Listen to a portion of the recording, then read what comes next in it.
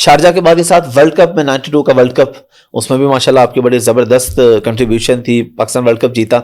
उसमें आपको उम्मीद थी जिस तरीके से वो हुआ कि पहले मैच हार गए, फिर बारिश की वजह से पॉइंट उसको मिलेगा, तो आपको कोई उम्मीद थी कि हम जीतेंगे? और प्लानिंग क्या थी आप लोगों की?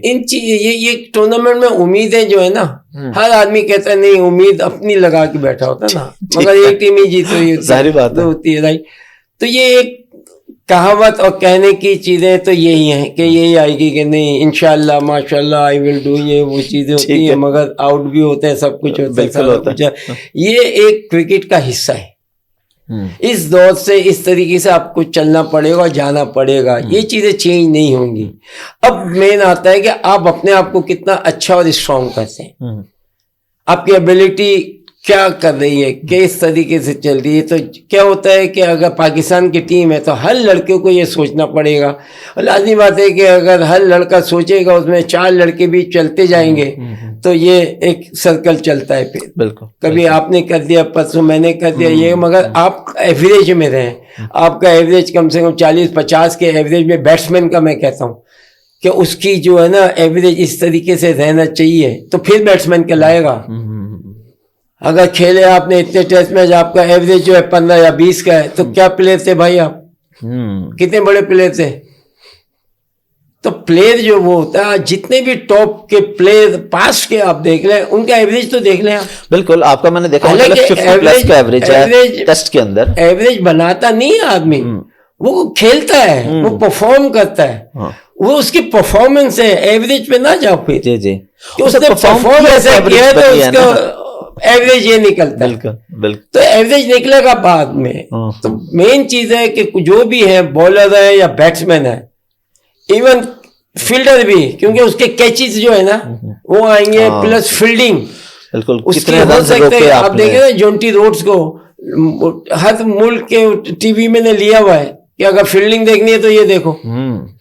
तो कहीं ना कहीं से आप सबक लेके सिखाते हैं, और क्रिकेट में सिखाने का ऑल ओवर द वर्ल्ड जितने भी क्रिकेटर है, कहीं से भी आप ले सकते हैं।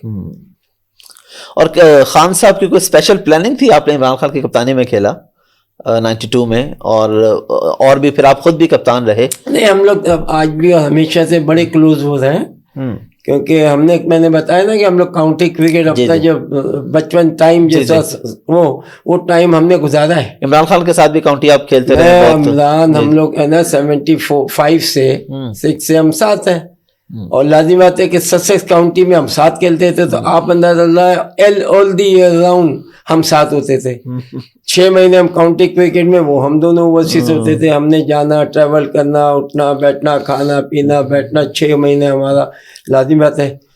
तो अभी भी दोस्ती है खान साहब से? कोई ऐसी बात नहीं है, वो कुछ नाराज हो गए थे, बाकी तो आपने कोई बयान ऐसा नाराज हो जाते। और मैं ये तो कहूँगा कि इमरान को ये कि देखें, इसमें नाराजगी की नहीं होती, इंसान के साथ होती हैं, बातें भी होती हैं, लड़ाई झगड़े भी हो जाते हैं। तो इसका मतलब ये नहीं होता कि एक आदमी जो है ताल्लुक खत्म तो नहीं होते खत्म। राइट, मैं अभी भी विश करता हूँ कि अल्लाह करे, क्योंकि वो उनके ऊपर जो चीज़ें इस वक्त हो रही हैं, और इसको मतलब देखें, सबको सोचना चाहिए कि ऑल दो इस पाकिस्तानी बिल्कुल मुल्क का, आप जो भी करेंगे मुल्क का ही नुकसान होना है, मुल्क बदनाम होना है, बिल्कुल, और कुछ नहीं ना।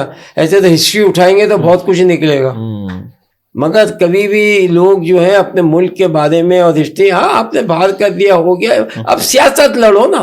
हाँ बिल्कुल, पॉलिटिक्स लड़ते हैं ना मैदान में आके, मैदान में क्या आप देखें कि इसमें असेंबली में लड़ाई हुई है, नॉट ओनली पाकिस्तान और एनीवेयर, राइट, इंडिया में देख लें आप। बिल्कुल, पूरी दुनिया में ये एक हिस्सा है।